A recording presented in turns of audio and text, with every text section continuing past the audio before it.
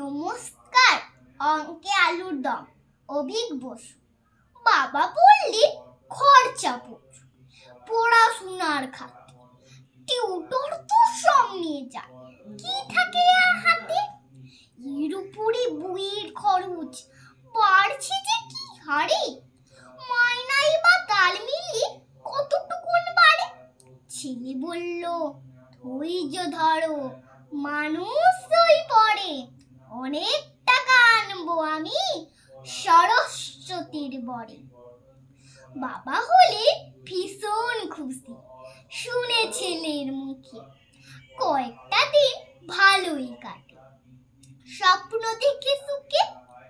Office থেকে বাবা সেদিন ফিরলেন যেই বাড়ি, ছুটে এলো ছেলেটি তার অমনি তাড়াতাড়ি। বললে বাবা এই বছরে